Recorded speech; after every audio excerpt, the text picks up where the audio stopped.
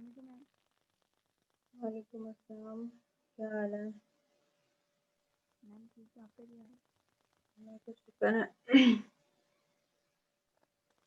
Ma'am chapter 11 start करना है।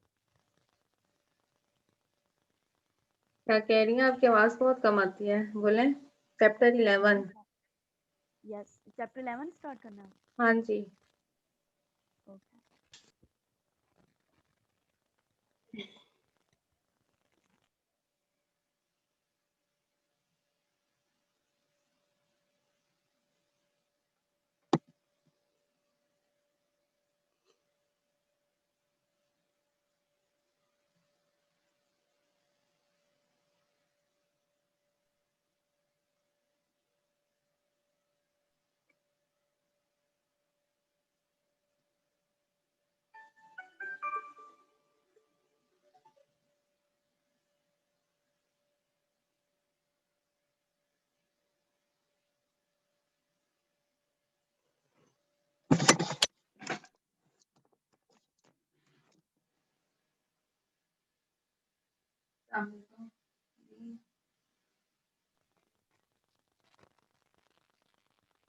Ma'am आज काफ़ी बच्चों की लाइट गई हुई है, वो बहुत टेंशन में है।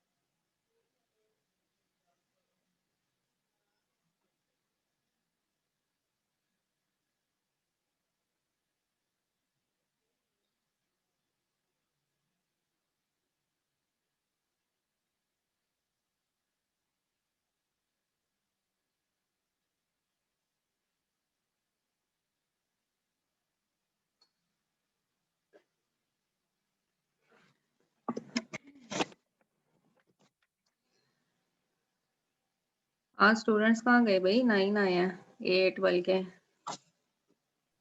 मैम लाइट का इशू हो रहा है, जिसकी वजह से वो कह रहे हैं कि हम शायद ना आए, लेकिन मैंने मैसेज कर दिया उन्हें फिर भी। लाइट तो आज वैसे हो रही है इस तरह से। यस मैम, काफ़ी बच्चों की लाइट गई हुई है। हमारी भी गई हुई थी, अभी आई है 10 बजे के करीब। जी मैम।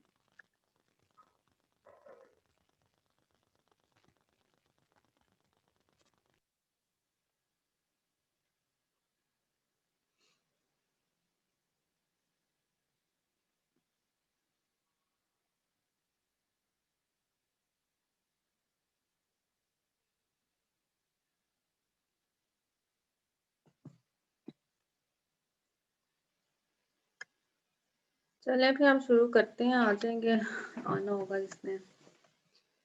बायनोमियल थ्योरम जिन्होंने फर्स्ट ईयर में पढ़ा हुआ है उनके लिए तो सारा कोर्स ही वही है जो हमने फर्स्ट ईयर में पढ़ा हुआ था, और जिन्होंने मैथ पहले नहीं पढ़ा हुआ उनके लिए थोड़ी सी इंट्रोडक्शन ये है कि जब हमने पावर्स ओपन करनी होती है, बायनोमियल, बाय का मतलब यहाँ पर दो है, हमारे पास दो टर्म्स हों, ठीक है, जैसे आपको यहाँ पर नजर आ रहा है ए और बी, अगर हमारे पास ये दो टर्म्स हैं ए प्लस बी, इसकी हमने कोई पावर फाइंड करनी है, ठीक है, ए प्लस बी की पावर 2 हो सकती है, ए प्लस बी की पावर जो है वो 3 हो सकती है। मैसेज आया है कि मैम हमें प्लीज मैथ के मिड टर्म का सिलेबस बता दें। मैंने आपको सिलेबस बताना था, लेकिन मसला ये हुआ है कि जो बीएस इकोनॉमिक्स है उसमें भी एलिमेंट्री मैथ है, तो जो उनके टीचर हैं उनकी तरफ से मुझे आया था कि एक ही हम पेपर बना लेते हैं, बीएस इकोनॉमिक्स का भी और बीएस साइकोलॉजी का भी। तो उनके साथ थोड़ा सा कोर्स जो है वो मैंने डिस्कस करना है, मुझसे, बल्कि मैंने कहा भी था मुझे बता दें कि क्या कोर्स उसके अंदर शामिल करना है। जैसे ही वो बताती हैं तो मैं उसमें इंक्लूड कर दूंगी, आपको बता दूंगी कि कौन कौन से चैप्टर उसमें हमने करने हैं। ठीक है, एक आध दिन की बात है, मैं आपको इंशाल्लाह बता दूंगी। अच्छा जी, बायनॉमियल हमारे पास दो टर्म्स अगर हैं ए और बी, इनको हमने जमा किया और इसकी कोई पावर अगर हमने फाइंड करनी है, जैसे कि हम जानते हैं कि a प्लस बी की पावर 2, a प्लस बी की पावर 2, हमें इसका फार्मूला आता है कि a स्क्वायर हो गया प्लस 2ab हो गया प्लस b स्क्वायर हो गया। ठीक है, इसी तरह से अगर a प्लस बी की पावर 3 हमने कैलकुलेट करनी है तो भी हमें फार्मूला पता होता है कि a क्यूब लिखा प्लस 3a स्क्वायर बी लिखा प्लस 3ab स्क्वायर लिखा प्लस b क्यूब लिखा। लेकिन अगर पावर जो है ये 3 से ज्यादा 4, 5, 6 हमें कहा जाता है 10 पावर कैलकुलेट करें, तो अब हमारे लिए मुश्किल हो जाएगा कि a प्लस बी इस पूरे की पावर कितनी 10 अगर हमने कैलकुलेट करनी है, बल्कि आप देखें कि 5 पर भी हमें मुश्किल हो जाएगा कि हमने 5 पावर अगर कैलकुलेट करनी है तो किस तरह से कैलकुलेट करेंगे। ठीक है, तो जैसे ही हमारे पास ये पावर्स बड़ी होती हैं तो हमें एक फार्मूले की जरूरत पड़ती है। ठीक है, पावर 2 हम ओपन कर सकते हैं, पावर 3 हम ओपन कर सकते हैं, पावर 4 भी कर लेंगे। ठीक है, मल्टीप्लिकेशन करके कर लेंगे। लेकिन 5, 6, 7, 8 हत्ता कि अगर हमें पावर n कोई भी पावर 10 चाहिए, कोई पावर हमें 15 चाहिए, ठीक है, a प्लस बी इस पूरे की पावर 15, तो हमारे पास एक फार्मूला होना चाहिए जिससे हम कोई भी पावर जो है उसको कैलकुलेट कर सकें। ठीक है, तो बायनॉमियल थ्योरम जो है वो इसीलिए यूज होता है कि जब आपके पास दो टर्म्स हो और उनकी कोई पावर कैलकुलेट करनी हो, ठीक, तो उस पर हम ये फार्मूले को कैसे अप्लाई करेंगे, इस चीज का नाम हमारे पास बायनॉमियल थ्योरम है। ठीक है, अब हम शुरू से ही स्टार्ट करते हैं। जैसे ये आपके पास है a प्लस बी की पावर 2। ठीक, यहाँ पर जो चीजें आपने नोट करनी है वो क्या, कि ये देखें a की पावर वही पावर है जो यहाँ पर इस पूरे की हमने पावर लेनी है। a की पावर 2 है प्लस हमने 2 लिखा है, मैं अभी आपको बताऊंगी कि ये 2 हमारे पास कहाँ से आता है।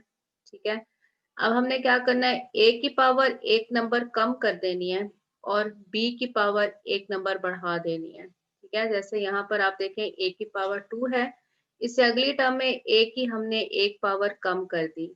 पहली टर्म में b मौजूद नहीं था, अब हमने क्या किया है कि b की पावर 1 कर दी है, प्लस a की पावर एक और नंबर कम करें, a की पावर्स को हमने कम करते जाना है। यहाँ पर a की पावर 2 है, यहाँ पे a की पावर 1 है और यहाँ पर अब a मौजूद नहीं होगा। सही हो गया। b की पावर यहाँ पर कोई भी नहीं थी, यहाँ पर b की पावर 0 है, यहाँ पर b की पावर 1 है, यहाँ पर b की पावर 2 है। तो नोट करने वाली बात क्या है कि a की पावर्स कम होती जानी है, हर अगली टर्म में a की पावर जो उससे पहली टर्म थी उससे एक नंबर कम हो जाएगी और b की पावर जो है वो एक नंबर बढ़ जाएगी। मैक्सिमम पावर कितनी लेके जानी है, b की पावर वही लेकर जानी है, तो यहाँ पर 2 पावर है। ठीक है, a की भी मैक्सिमम पावर कितनी होगी 2, b की भी मैक्सिमम पावर कितनी होगी 2 ही होगी। ठीक है, एक और बात नोट करें, वो बात क्या है, वो हमारे पास ये है कि जो ये पावर है 2, ठीक है, ये 2 पावर है, यहाँ पर देखें a की पावर 2 है। सही हो गया। अब यहाँ पर a की पावर कितनी है 1 और यहाँ पर b की पावर कितनी है 1। आप इन पावर्स को जमा करें 1 प्लस 1, तो आपके पास आंसर वही होना चाहिए जो हमारे पास टोटल पावर है। ठीक है, ये 2 पावर है। आप a की पावर को और b की पावर को सिर्फ पावर्स को ऐड करके देखें तो आपके पास वही होने चाहिए पावर जो यहाँ पर हमारे पास टोटल पावर आ रही है। ठीक है, b की पावर भी कितनी है 2। ठीक, जितने भी यहाँ पर a b आएंगे उनकी पावर्स को आप ऐड करके देख लें तो आपके पास ये इस वक्त 2 ही होना चाहिए। ठीक है, एक और बात नोट करते हैं, वो क्या है कि यहाँ पर हमारे पास टोटल नंबर ऑफ टर्म्स कितनी है, टोटल नंबर ऑफ टर्म्स हमारे पास 3 हैं। ठीक है, क्या मतलब है कि यहाँ पर जो पावर है 2 पावर है, टोटल नंबर ऑफ टर्म्स कितनी होगी 2 में एक नंबर का इजाफा करेंगे। ठीक है, अगर a प्लस बी इसकी पावर 2 है तो हमारे पास ये टर्म्स कितनी होती हैं, ये टर्म्स हमारे पास 2 से एक नंबर ज्यादा 2 प्लस 3 है। ठीक है, ये जो पावर आपको गिवन है इससे एक नंबर ज्यादा। ठीक हो गया। एक और बात हम नोट करेंगे क्योंकि ये हमने सारी चीजें जो आगे जाके डिस्कस करनी है, वो क्या है कि ये जो कांस्टेंट हमारे पास आते हैं, ठीक है, जैसे इस वक्त यहाँ पर कांस्टेंट है 2, यहाँ पर इसके साथ कांस्टेंट कितना है 1, यहाँ पर इसके साथ कांस्टेंट कितना है 1, ठीक है। तो ये कांस्टेंट हमारे पास आते कैसे हैं, ठीक, ये चीज हमने नोट करनी है। ये चीज कैसे हम लिखेंगे, लास्ट टाइम हमने कम्बिनेशन का थोड़ा सा पढ़ा था, जब हमने मैथमेटिकल इंडक्शन किया था उसमें कम्बिनेशन का थोड़ा सा काम था। वो क्या था, यहाँ पर भी कम्बिनेशन नहीं यूज होना है। आपके पास पावर कितनी है 2, ठीक है, जो पावर है वो पावर यहाँ पर लिखी 2, सारों के लिए यहाँ पर 2 ही आना है। जो पावर होगी वो सारों के लिए कम्बिनेशन जो हम बनाएंगे वो 2 के साथ ही बनाएंगे, ठीक है। सबसे पहले 2 कम्बिनेशन 0 आएगा, फिर क्या आएगा 2 कम्बिनेशन 1, इसको 2C1 आप कह सकते हैं, फिर क्या आएगा 2C2, ठीक है। ये नंबर 0 से शुरू हो रहा है, ऊपर वही वाला नंबर है जो यहाँ पर हमें पावर की 1 है, 2 2 2, ऊपर वाला नंबर फिक्स रहेगा, ठीक है। और हमने स्टार्ट कहाँ से करना होगा, 0 से, फिर 1, फिर 2, ठीक है। जितनी हमारे पास टर्म्स हैं, मतलब कि 2C2 ये यहाँ पर आकर आपका खत्म हो जाना चाहिए। ये पावर, ये वाला नंबर और ये वाला नंबर सेम हो जाना चाहिए। 0 से आप शुरू करेंगे और 2 पर आप इसको एंड करेंगे, ठीक है। तो ये कुछ कंडीशंस हैं जो अभी हमने बायनोमियल थ्योरम के लिए देखनी है। हमारे पास क्या क्या कंडीशंस मैंने अभी आपको बता दी हैं, इसलिए अब हम अगली वाली पर भी यही कंडीशंस देखते हैं।